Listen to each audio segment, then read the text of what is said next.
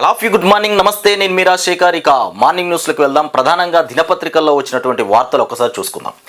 ఇక ముఖ్యంగా మొత్తానికి దద్దరిల్లినటువంటి ఛత్తీస్గఢ్ మొత్తానికి దద్దరిల్లిందట. ఎదురు కాల్పుల్లో 31 మంది మావోయిస్టులు మొత్తానికి మృతి చెందినటువంటి ఘటన దద్దరిల్లినటువంటి ఛత్తీస్గఢ్. ఎదురు కాల్పుల్లో 31 మంది మావోయిస్టులు మృతి చెందినారంట. ఇక వారిలో 11 మంది మహిళలు, ప్రాణాలు కోల్పోయిన 2 జవాన్లు. ఇక బీజాపూర్ జిల్లా ఇంద్రావతి నేషనల్ పార్క్ అటవీ ప్రాంతంలో చోటు చేసుకున్నటువంటి ఘటన.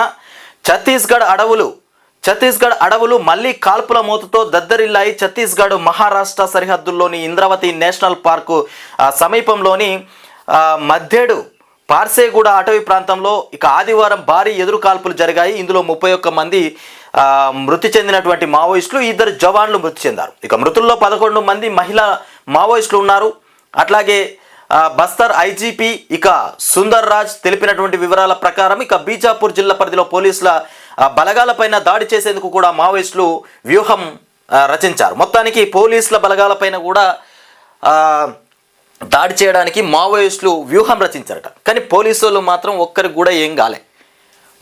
మొత్తం మావోయిస్టులే చనిపోయారు 31 మంది. మరి వాళ్ళ ట్రైనింగ్ సరిగా లేనట్టున్నది. మొత్తానికి ఇది పరిస్థితి. ఇకపోతే వ్యూహం. ఇంద్రావతి నేషనల్ పార్క్ సమీప అటవీ ప్రాంతంలోకి పెద్ద సంఖ్యలో చేరుకున్నటువంటి దానిపైన నిఘా వర్గాలకు సమాచారం అందడంతో బీజాపూర్ ఇక డిస్ట్రిక్ట్ రిజర్వ్ గార్డ్ మొత్తానికి special task force Bastar fighters ఇక బృందాల్లోని జవాన్లు సుమారు 1000 మంది 4 రోజుల నుంచి ఇక కూంబింగ్ చేపట్టారు. ఇక వీరికి నేషనల్ పార్క్ సమీప అటవీ ప్రాంతంలో ఆదివారం ఉదయం 8 గంటలకు మావోయిస్టులు మొత్తానికి తారసపడ్డారని చెప్తున్నటువంటి అంశం. ఇక ఛత్తీస్గఢ్లో రెండో అతిపెద్ద ఎన్కౌంటర్. ఆదివారం నాటి ఎన్కౌంటర్ ఛత్తీస్గఢ్ రాష్ట్రంలో చోటు చేసుకున్నటువంటి ఎదురు కాల్పులు ఘటనల్లో 2 అతిపెద్దది. ఇక గతేడాది సెప్టెంబర్ 4న బీజాపూర్ జిల్లా నారాయణపూర్ దంతేవాడ ప్రాంతంలో జరిగినటువంటి ఘటనలో 38 మంది మావోయిస్టులు మృతి చెందినటువంటి ఘటన. ఇకపోతే క్రికెట్కి సంబంధించి ఇక్కడ వచ్చినటువంటి వార్త చూద్దాం. ఇక రోహిత్ శతకం భారత్ డే అంటూ సిరీస్. ఇకపోతే పెలవా ఫామ్ నుంచి బయటపడుతూ కెప్టెన్ రోహిత్ శర్మ 119 90 బంతుల్లో 12 4 7 6 మొత్తానికి సూపర్ సెంచరీ సాధించడంతో ఇంగ్లాండ్తో రెండో వన్డేలో భారత్ 4 వికెట్ల తేడాతో విజయం సాధించిందని చెప్తున్నటువంటి అంశం. ఇకపోతే కులగణన సర్వే మళ్ళీ చేయాలి. కులగణన సర్వే తప్పుల తడకలాగా మారిపోయిందంట. మళ్ళీ కులగణన సర్వే చేయాలంటూ బీసీలకు సీఎం క్షమాపణ చెప్పాలి. వారికి న్యాయం చేసేదాకా వదిలిపెట్టాం. ఇక బారాసా కార్యనిర్వాహక అధ్యక్షుడు కేటీఆర్ మొత్తానికి బీసీలకు అన్యాయం జరిగింది, కులగణన సర్వే మళ్ళీ చేయాలి, తప్పుల తడకగా కులగణన సర్వే మొత్తానికి చేసిరు, మళ్ళీ బీసీలకు అన్యాయం జరగకుండా మేము ఖచ్చితంగా ముంగడబడతామని చెప్తున్నటువంటి అంశం. ఇకపోతే మణిపూర్ సీఎం బీరేన్ సింగ్ రాజీనామా చేసినారంట. ఇక మణిపూర్లో కొన్ని నెలలుగా కొనసాగుతున్న అల్లర్ల నేపథ్యంలో తీవ్ర విమర్శల్ని ఎదుర్కొంటున్నటువంటి సీఎం బీరేన్ సింగ్ తన పదవికి రాజీనామా చేశారు. గవర్నర్ అజయ్ కుమార్ బల్లాను కూడా కలిసి తనతో పాటు మంత్రివర్గమంతా రాజీనామా చేస్తున్నట్లు కూడా లేఖను అందజేశారు. దానిని గవర్నర్ ఆమోదించారు. ఆదివారం ఉదయం ఢిల్లీ వెళ్ళినటువంటి బీరేన్ భాజపా అధ్యక్షుడు నడ్డా, కేంద్ర మంత్రి అమిత్ షాలతో భేటీ అయ్యారు. ఇక అనంతరం ఇంఫాల్ చేరుకుని సాయంత్రం రాజీనామా సమర్పించారు. ఇక సోమవారం నుంచి ఇక ప్రారంభమయ్యేటువంటి అసెంబ్లీ సమావేశాల్లో ప్రభుత్వం పైన అవిశ్వాసం ప్రవేశపెట్టాలని కూడా విపక్ష కాంగ్రెస్ నిర్ణయించినటువంటి తరుణంలో దానికి అవకాశం ఇవ్వని రీతిలో ఈ కీలక పరిణామం చోటు చేసుకుంది. సీఎం రాజీనామాతో ఈ సమావేశాలు చెల్లవని కూడా గవర్నర్ ఆదివారం రాత్రి విడిగా ఉత్తర్వులు జారీ చేశారు. సొంత పార్టీ నుంచి డిమాండ్లు. ఇక జాతుల వైరంతో 2023 మే నుంచి మణిపూర్లో చెలరేగినటువంటి అల్లర్లలో 250 మందికి పైగా ప్రాణాలు కోల్పోగా కొన్ని వేల మంది నిరాశ్రులయ్యారు. ఇక సింగ్ ఒక వర్గానికి కొమ్ము కాస్తున్నారని కూడా ఆయన రాజీనామా చేయాలని కూడా విపక్షాలతో పాటు సొంత పార్టీ నుంచి డిమాండ్లు వచ్చినటువంటి అంశం. ఇది కథ. ఇక కేంద్రం విపక్షం పైన దక్షిణాది ఏకమవ్వాలి. కేంద్రం విపక్షపై దక్షిణాది ఏకమవ్వాలి అంటూ రేవంత్ రెడ్డి మాట్లాడుతున్నటువంటి మాటలు. ఇకపోతే తప్పనిసరి అయితే నేను చొరవ తీసుకుంటా. ఇక మాతృభూమి ఇంటర్నేషనల్ మొత్తానికి సేఫ్టీ వాల్ ఆఫ్ లెటర్స్ సదస్సులో రేవంత్ రెడ్డి మాట్లాడుతున్నటువంటి మాటలు. కేంద్ర ప్రభుత్వం దక్షిణాది రాష్ట్రాలకు భాజపాయేతర ప్రభుత్వాలు ఉన్నటువంటి రాష్ట్రాలకు కూడా మద్దతుగా నిలవడం లేదు. ఇక వివక్ష చూపుతోంది. ఇక రాష్ట్రాల హక్కుల రక్షణకు కూడా దక్షిణాది రాష్ట్రాలైనటువంటి కేరళ, తమిళనాడు, కర్ణాటక, ఆంధ్రప్రదేశ్, తెలంగాణతో పాటు పుదుచ్చేరి ప్రజలు ఏకమవ్వాలి అంటూ తప్పనిసరి అయితే ఇక ఈ విషయంలో నేను చొరవ తీసుకుంటా అని కూడా ముఖ్యమంత్రి రేవంత్ రెడ్డి అన్నారు.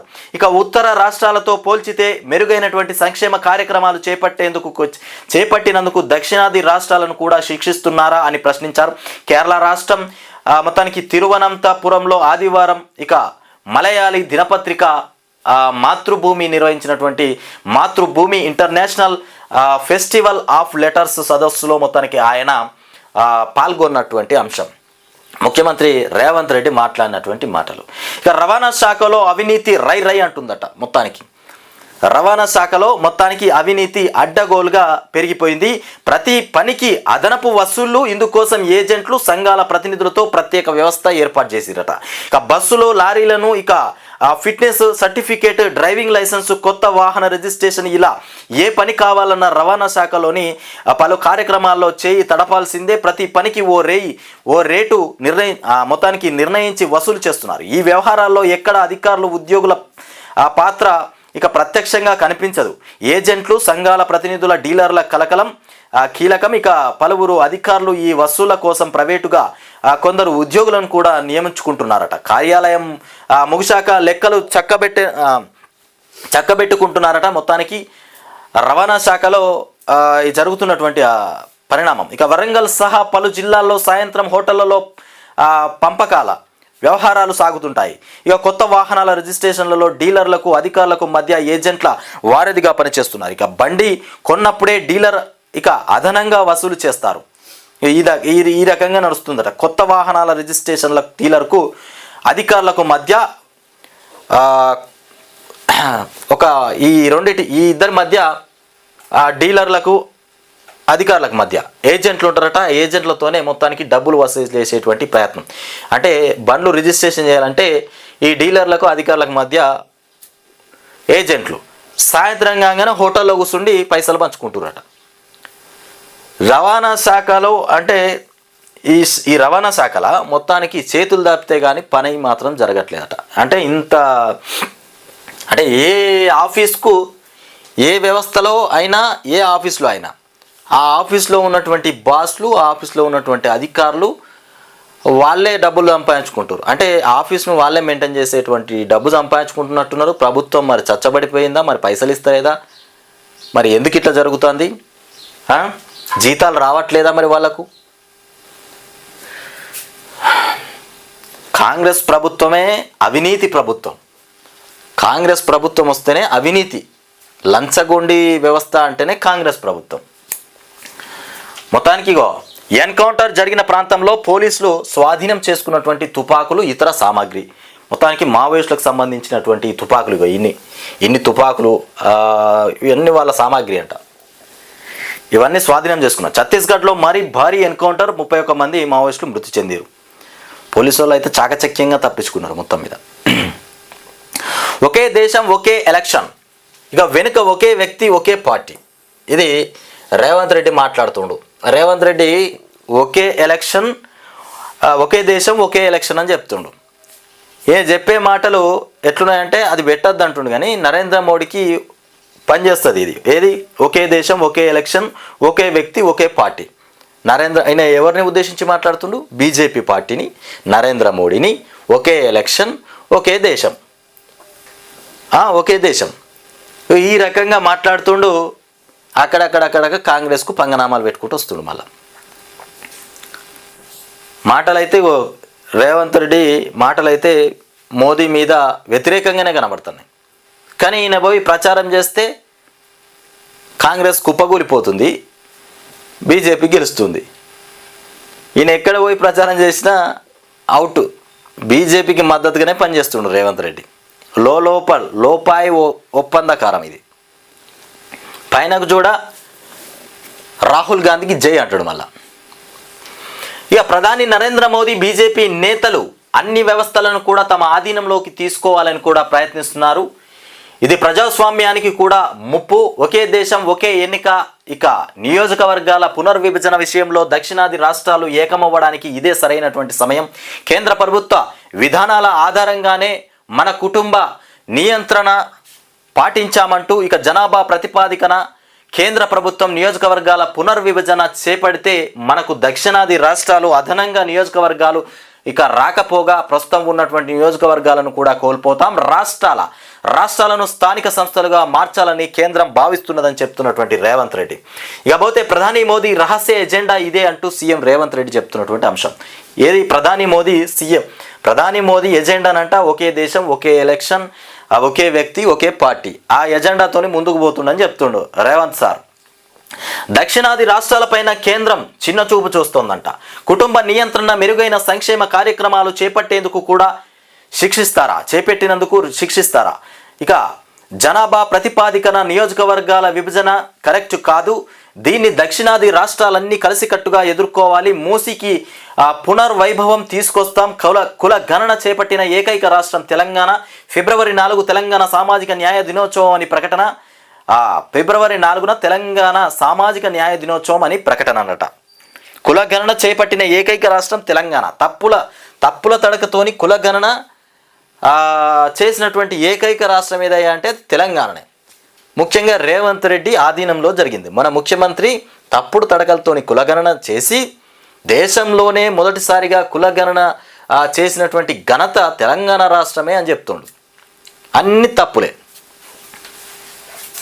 ఇక న్యాయ దినోత్సవం అని ప్రకటన అన్నట. 10 ఏళ్లలో బీఆర్ఎస్ చేసిందేందని ప్రశ్న. ఇక కేరళలో మాతృభూమి ఇంటర్నేషనల్ సేఫ్టివల్ ఆఫ్ లెటర్స్ సదస్సుకు హాజరైనటువంటి అంశం.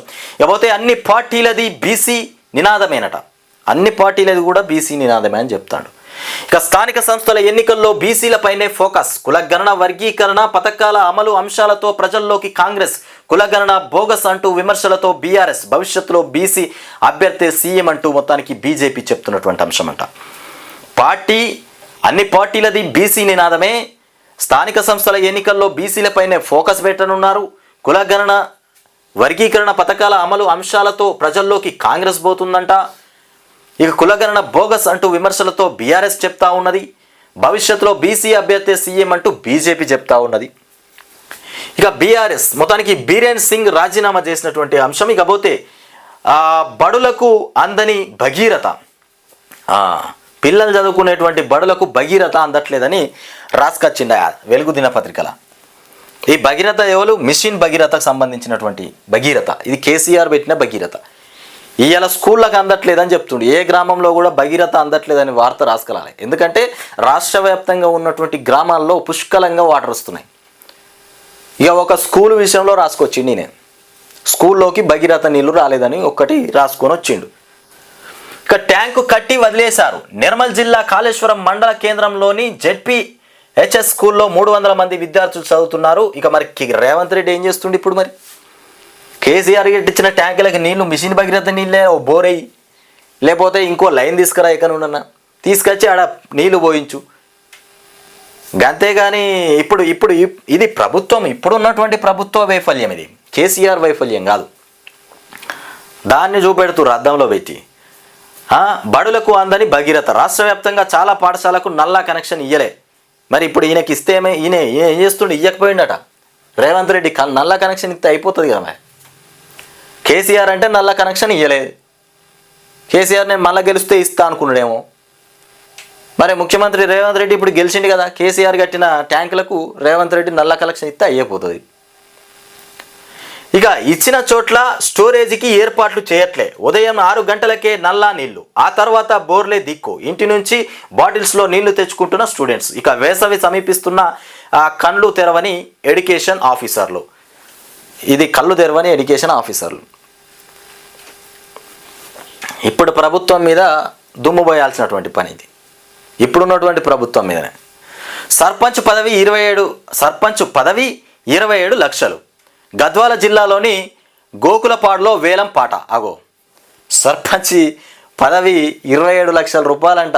పదవి కావాలంటే 27 లక్షలు ఇర్రి వేలం పాట వేసిరట. సర్పంచ్ నువ్వు గెలుతా ఎవరైనా సర్పంచ్ గెలవాలి, సర్పంచ్ నేను కావాలనుకుంటే 27 లక్షలు కట్టుర్రి, కడితే అలా ఏకగ్రీవంగా సర్పంచ్ చేస్తట్టున్నారు ఇక్కడ. ఇక నలుగురు పోటీ, ఎక్కువ పాడిన వారికి పదవి.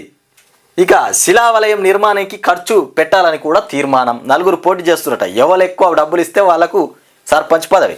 స్థానిక ఎన్నికల నగారా మోగక ముందే గ్రామాల్లో సర్పంచులు, ఎంపీటీసీల పదవులకు వేలం పాటలు జరుగుతున్నాయి. ఇక జోగులాంబ గద్వాల జిల్లా మానవపాడు మండల పరిధి గోకులపాడు గ్రామ సర్పంచ్ పదవికి గ్రామస్తులందరూ కలిసి ఆదివారం వేలంపాట నిర్వహించారు. ఇక సర్పంచ్ పదవి దక్కించుకునేందుకు గ్రామానికి చెందిన భీమరాజు, సిద్ధు, జయంతు, నరసింహులు పోటీ పడ్డారు. చివరకు భీమరాజు అనే వ్యక్తి 27,60,000 రూపాయలకు ఇక వేలంపాట పాడి సర్పంచ్ పదవి దక్కించుకున్నటువంటి అంశం. ఇది కథ.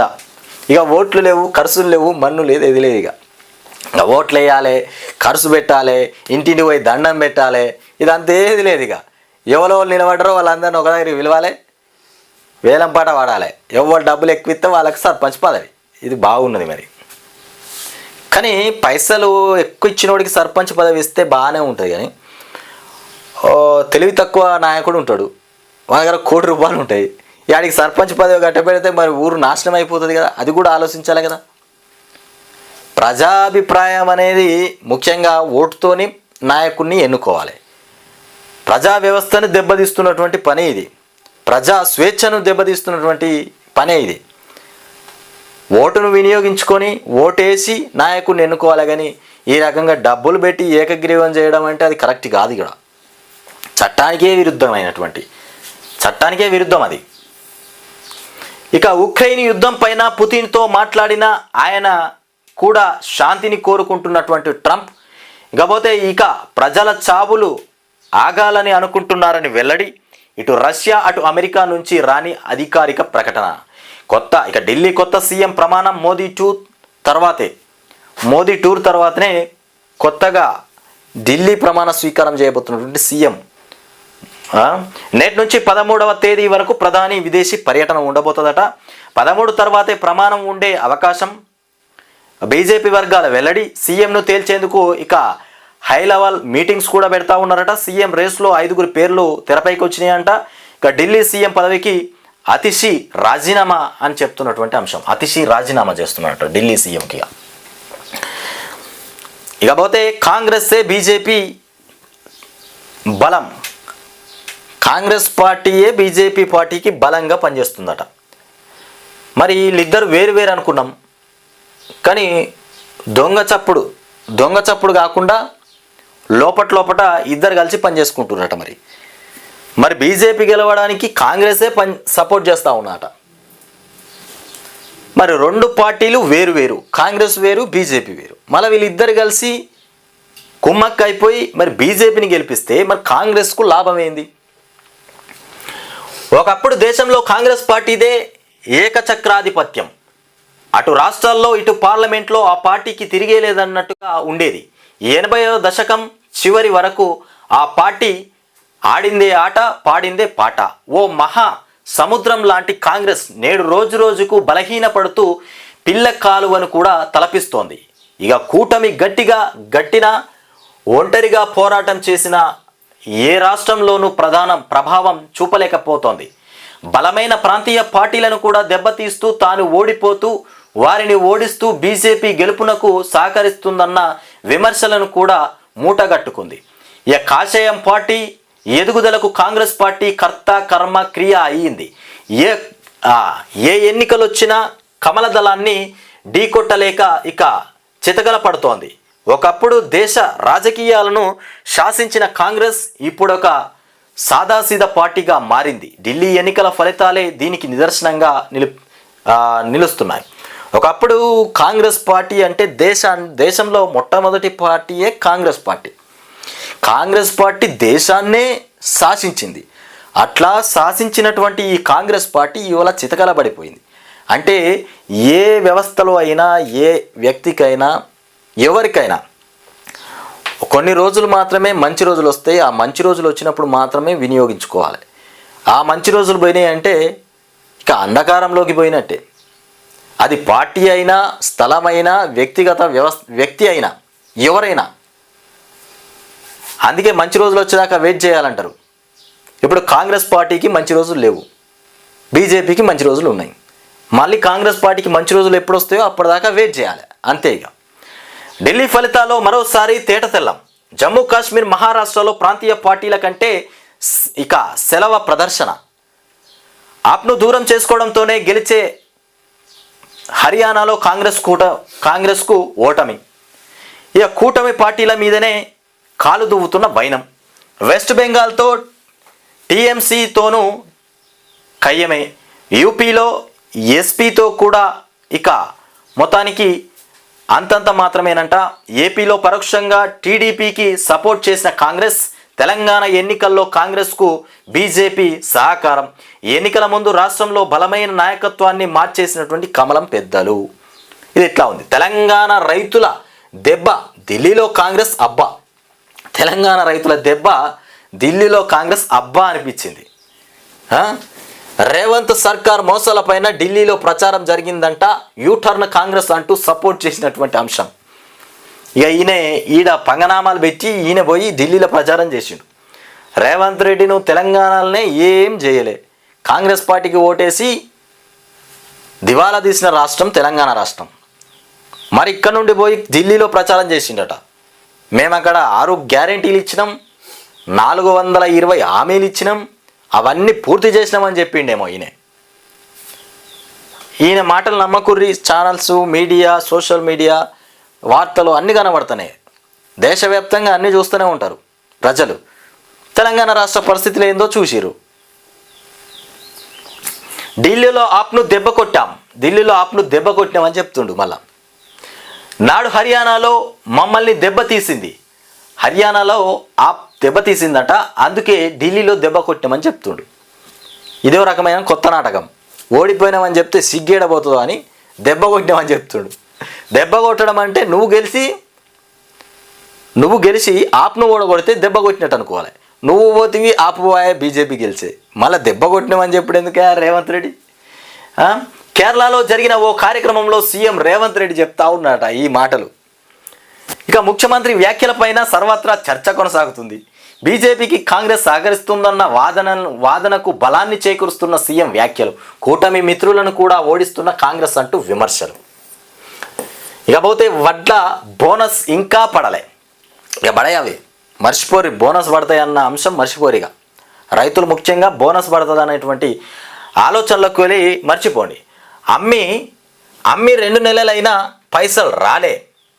ఆశగా ఎదురు చూస్తున్న అన్నదాతలు బోనస్ వేస్తాం, సన్న బియ్యానికి టక్ పడతాయి అన్నాడు. ఈయన పడతాయని చెప్పినటువంటి ఏది కూడా బల్లే.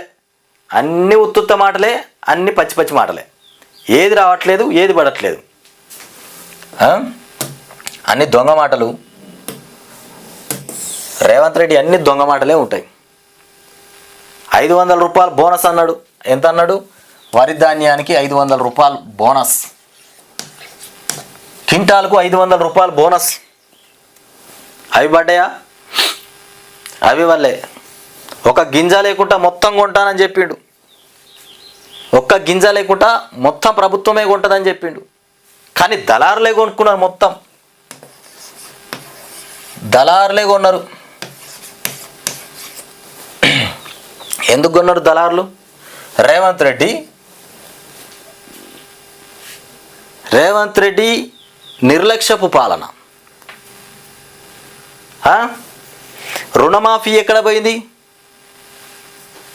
రుణమాఫీ చేయలే. రైతులకు రుణమాఫీ చేసిండా? రుణమాఫీ ఇది కూడా కాలే. ఇకపోతే రైతు బంధు,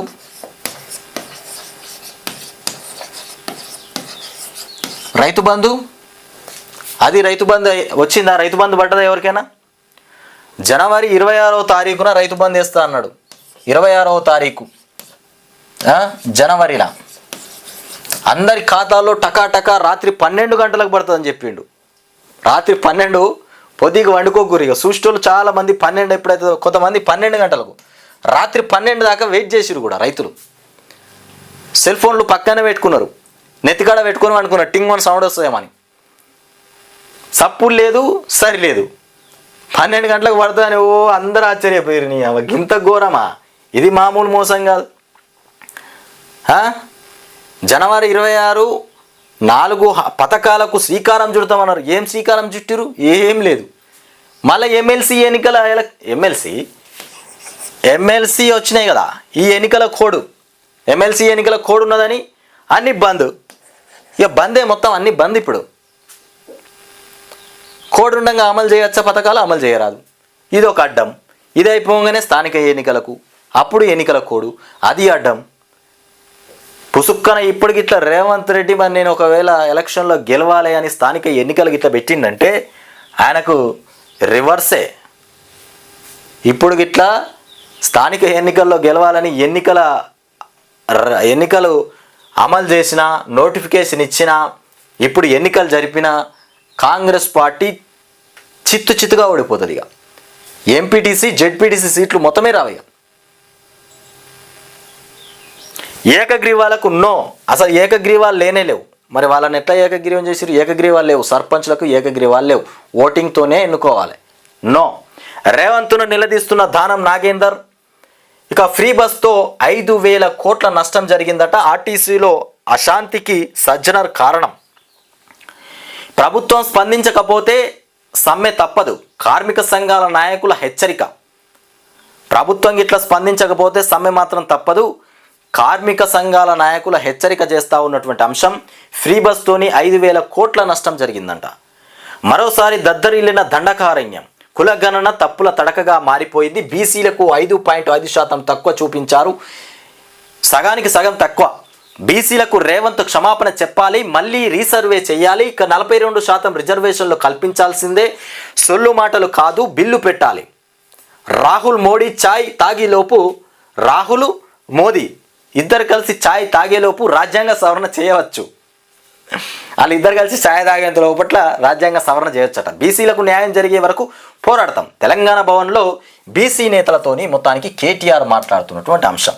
రాహుల్ గాంధీ, నరేంద్ర మోడీ ఇద్దరు కలిసి ఛాయ్ తాగినంతసేపట్ల కులగణన కంప్లీట్ చేయొచ్చు అంటున్నాను. దక్షిణాది రాష్ట్రాల్లో ఇక ఇది ఇట్లా ఉంటే స్పీకర్ను సుప్రీంకోర్టు నిర్దేశించగలదా? తెలంగాణకు చెందినటువంటి 10 మంది ఎమ్మెల్యేల అనర్హత పిటిషన్ల పైన సుప్రీంలో నేడు విచారణ.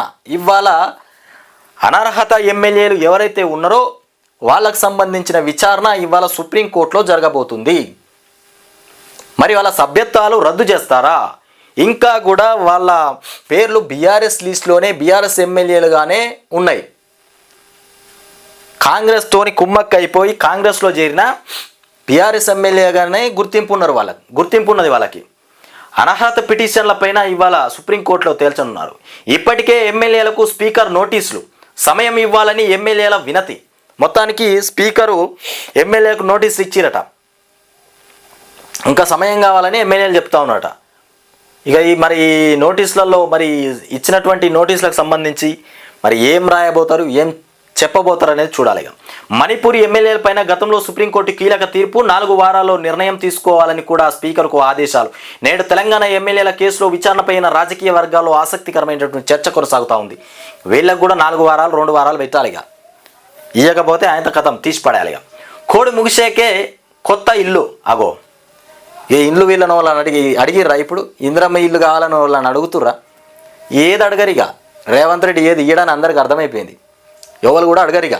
వాళ్ళ పనేందో వాళ్ళు చేసుకుంటారు. ఇక మేము సంపాదించుకుంటేనే పైసలు వస్తాయి, మేము కట్టుకుంటేనే ఇల్లు అవుతుందని అందరికి అర్థమైపోయింది. ఇక ప్రభుత్వం ఇల్లు కట్టిస్తుందన్న ఆశలు కూడా కొట్టేసుకున్నారు అందరూ.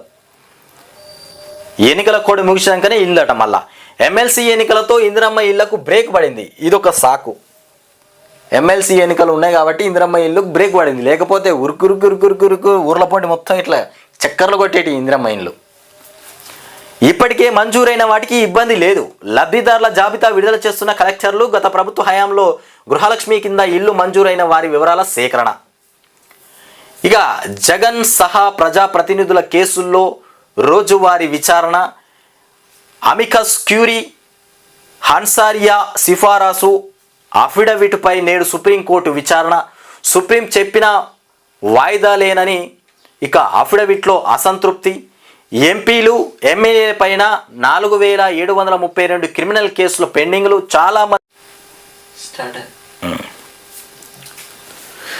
చాలా మంది నిందితులు కోర్టులకి రావడం లేదు. వరుసగా 2 సార్లు హాజరు కాకుంటే నాన్ బెయిలబుల్ వారెంట్లు కూడా జారీ చేయాలి. 3 ఏళ్లకు పైగా పెండింగ్లో ఉన్న కేసులు ట్రయల్ ఇక పూర్తయ్యాకే ప్రత్యేక కోర్టులకు ఇతర కేసులు ఇవ్వాలి. ఆ దిశగా ఆదేశాలు ఇవ్వాలని కూడా హన్సారియా వినతి చేస్తున్నటువంటి అంశం. ఇకపోతే సిట్టింగ్ మాజీ ప్రజాప్రతినిధులపైన తెలంగాణ హైకోర్టులో 313 పెండింగ్ కేసులు ఉన్నాయట మొత్తానికి. ఇకపోతే పారని పథకాలు పారుతున్నాయి అంటే పారతలేవు, ఎక్కడెక్కడ ఆగిపోయినాయి. సంక్షేమమే విజయానికి వీసా కాదు, ఎన్ని సంక్షేమ పథకాలు తెచ్చినా ఓటమి తప్పించుకోలేని పార్టీలు. ఇకపోతే ఏపీలో వైసీపీ, తెలంగాణలో బీఆర్ఎస్, తాజాగా ఢిల్లీలో అప్. సంక్షేమానికి అభివృద్ధి తోడైతేనే ఆదరిస్తున్న ప్రజలు. సంక్షేమానికి అభివృద్ధి తోడైతేనే ఆ పార్టీని ఆదరిస్తారు, లేదంటే బొంద పెడుతున్నారు ప్రజలు. ఇక మోదీ అమెరికా నుంచి వచ్చాకే ఢిల్లీలో కొత్త ప్రభుత్వం అంట. మోడీ అమెరికా నుండి వచ్చిన తర్వాతనే ఢిల్లీలో కొత్త ప్రభుత్వం ఏర్పాటు చేయబోతాడు మొత్తానికి. ఇక బీజేపీ హైదరాబాద్ సెంట్రల్ అధ్యక్షునిగా ఎన్నికైనటువంటి దీపక్ రెడ్డిని అభినందిస్తున్న కిషన్ రెడ్డి. మొత్తానికి కాంగ్రెస్ బీఆర్ఎస్ విడిపోని దోస్తులట. ఇక్కడ కాంగ్రెస్ బీఆర్ఎస్ 2 దోస్తులని వీళ్ళు, బీజేపీ బీఆర్ఎస్ 2 దోస్తులని బీఆర్ఎస్ వాళ్ళు, బీజేపీ బీఆర్ఎస్ అని 2 దోస్తులని కాంగ్రెస్ వాళ్ళు, కాంగ్రెస్ బీజేపీ 2 దోస్తులని బీఆర్ఎస్ వాళ్ళు. ఇక ఇట్లా ఒకరి మీద ఒకరు ఏలెత్తి చూపెట్టుకుంటారు. ఇకపోతే ఏళ్ళుగా బహిరంగంగానే చట్టాపట్టాలు వారి అనైతిక పొత్తుకు సాక్ష్యాలు ఎన్నో ఉన్నాయట. కేజ్రీవాల్ ఓటమితో బీఆర్ఎస్లో కలవరం, కాంగ్రెస్తో జట్టుకు మళ్లీ యత్నం. కేంద్ర మంత్రి కిషన్ రెడ్డి విమర్శలు. ముస్లింలను బీసీలో ఎలా చేరుస్తారు? ఓవైసీతో రేవంత్ గ్యాంగ్ కుమ్మక్కు. ఇక అర్బన్ నక్సలైట్ల చేతుల్లో విద్యాశాఖ బడి ఉందట. నక్సలైట్ల చేతుల్లో. ఇక చిలుకూరు అర్చకుడి పైన దాడి చేసినారంట. చిలుకూరులో ఒక అర్చకుడి పైన దాడి చేసిరట. అర్చకుడు పాపం ఏం పాపం చేసాడు, గాయ మీద దాడి ఎందుకు చేశారు? ఇక సిఎస్ రంగరాజన్పై రామరాజ్యం సేవ ఘాతుకం. ప్రైవేటు సైన్యం ఏర్పాటుకు ఆర్థిక సాయానికి డిమాండ్. ఆలయ బాధ్యతలను అప్పగించాలని దౌర్జన్యం. ప్రధాన నిందితుడు వీరరాఘవరెడ్డి అరెస్టు. మిగతా వారి కోసం గాలింపు. చిలుకూరు అర్చకుడిపైనే దాడి చేసిరట. చిలుకూరు అర్చకుడిపైన. ఇవి ప్రధానంగా వచ్చినటువంటి వార్తలు.